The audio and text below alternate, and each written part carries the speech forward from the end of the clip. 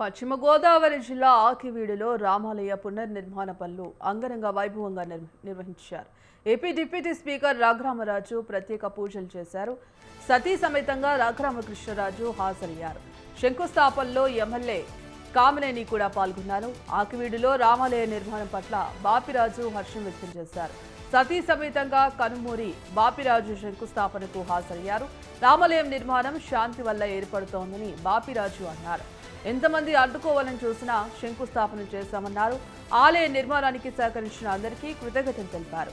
రాముని అండతో ముందుకు సాగామని రఘురామకృష్ణరాజు అన్నారు. ఆకివీడిలో రామాలయ నిర్మాణాన్ని BSP వ్యతిరేకిస్తోంది.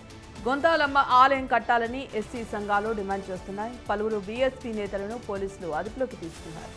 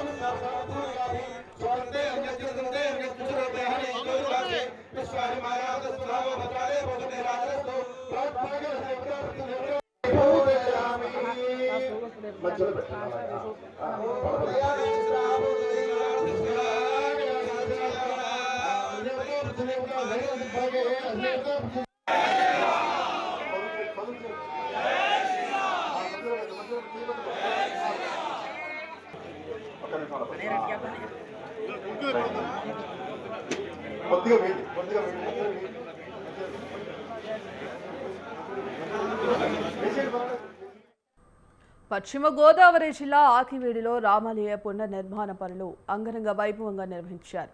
AP deputy speaker Raghurama Raju ప్రత్యేక పూజలు చేశారు. సతీ సమేతంగా రఘురామకృష్ణరాజు హాజరయ్యారు. శంకుస్థాపనలో ఎమ్మెల్యే కామినేని కూడా పాల్గొన్నారు. ఇక ఆకివీడులో రామాలయ నిర్మాణం పట్ల బాపిరాజు హర్షం వ్యక్తం చేశారు. సతీ సమేతంగా కనుమూని బాపిరాజు శంకుస్థాపనకు హాజరయ్యారు. రామాలయం నిర్మాణం శాంతి వల్ల ఏర్పడుతోందని బాపిరాజు అన్నారు. ఎంతమంది అడ్డుకోవాలని చూసినా శంకుస్థాపన చేస్తామన్నారు. ఆలయ నిర్మాణానికి సహకరించిన అందరికీ కృతజ్ఞతలు తెలిపారు. రాముని అండతో ముందుకు సాగామని రఘురామకృష్ణరాజు అన్నారు. ఆకివీడిలో రామాలయ నిర్మాణాన్ని బీఎస్పీ వ్యతిరేకిస్తోంది. గొంతాలమ్మ ఆలయం కట్టాలని ఎస్సీ సంఘాలు డిమాండ్ చేస్తున్నాయి. పలువురు బీఎస్పీ నేతలను పోలీసులు అదుపులోకి తీసుకున్నారు.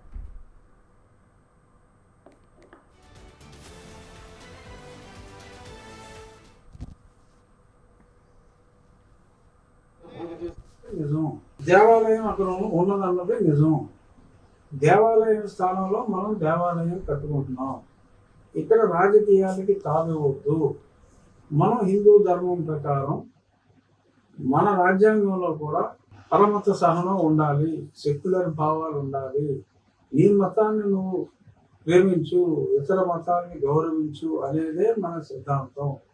సో మనం మీ మతం ఏదైనప్పటికీ అక్కడ గుడి ఉన్న మాట నిజం కాబట్టి రామాలయం నిర్మాణానికి మీరు మీ పార్టీలకి సంబంధం లేకుండా ఒక భారతీయుడిగా రాజ్యాంగాన్ని గౌరవించే వ్యక్తులుగా మీ నిర్ణయం మీరు తీసుకోండి అని నేను కోరటం జరిగింది.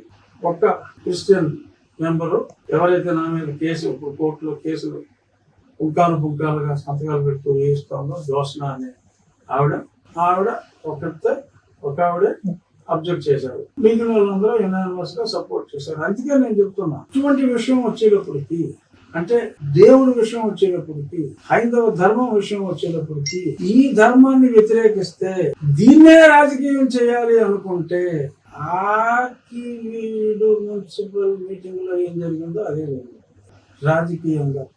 అందుకే రాజకీయానికి దీనికి ఊడిపెట్టదు అంటున్నారు.